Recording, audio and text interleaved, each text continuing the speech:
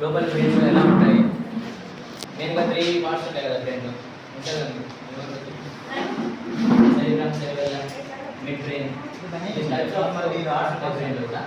So ఒక్కొక్క brain part ఒక్కొక్క function చేయడం ఇట్లా ఉంటుంది. ఇది brain part. And I also first మనకి పీపుల్ లోపల కార్నియా లోపల లేయర్స్ ఉంటాయి కదా. సో ఇలా ఐ కూడా మనం ఇంటర్నల్ ఐ అనేది ఇలా అనిపిస్తుంది.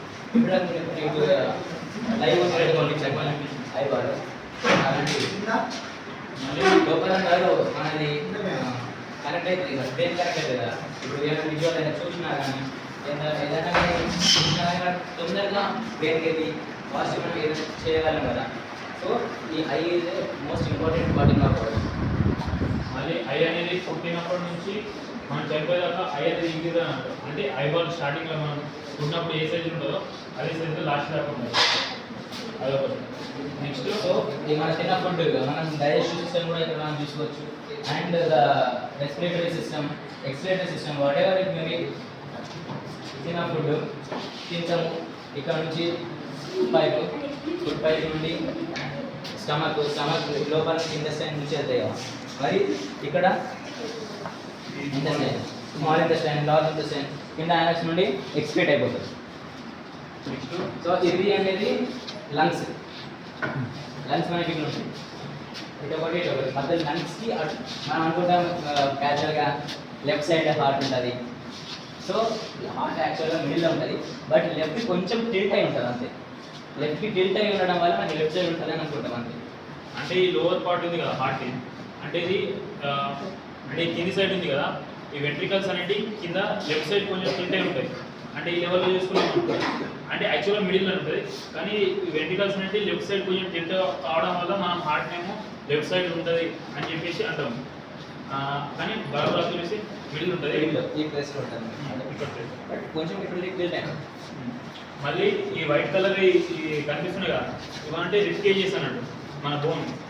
అయితే ఇప్పుడు ఇవి అంటే సెన్సిటివ్ ఆర్గన్స్ కదా మన బాడీలో, సేఫ్టీ కోసం ఉంటుంది రిప్కేజ్ అనేది. మెయిన్లీ లోపల హార్ట్ ఉంటుంది, లంగ్స్ ఉంటాయి, అవి చాలా సెన్సిటివ్ ఐటమ్స్ మన బాడీలో.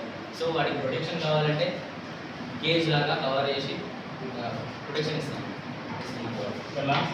లంగ్స్ స్ట్రక్చర్ చూసుకుంటే ఇటు ఉంటుంది లంగ్స్, ఇక్కడ సైడ్ ఇక్కడ సైడ్. ఇప్పుడు మనం ఇలా అబ్జర్వ్ చేసినాం అనుకో, సేమ్ మన బాడీ సైజ్ కూడా ఆల్మోస్ట్ ఈ ఇమేజ్ అంటే దీని అంటే ఈ ఇమేజ్ సైజే ఉంది కాబట్టి మనం కూడా ఇట్లా అబ్జర్వ్ చేసుకోవచ్చు. మన లైన్స్ కూడా అంటే ఈ సైజే ఉంటాయి అట్లా. మరో మన హార్ట్ సైజ్ చూసుకుంటే మన లెఫ్ట్ హ్యాండ్ తీసుకుంటాయి కదా, ఈ సైజ్ ఉంటుంది హార్ట్. ఇప్పుడు మీ హార్ట్ సైజ్ ఎంత ఉందని తెలుసుకోవాలంటే లెఫ్ట్ హ్యాండ్ లిస్ట్ ఎంత ఉందో ఆ సైజ్ హార్ట్ ఉంటుంది.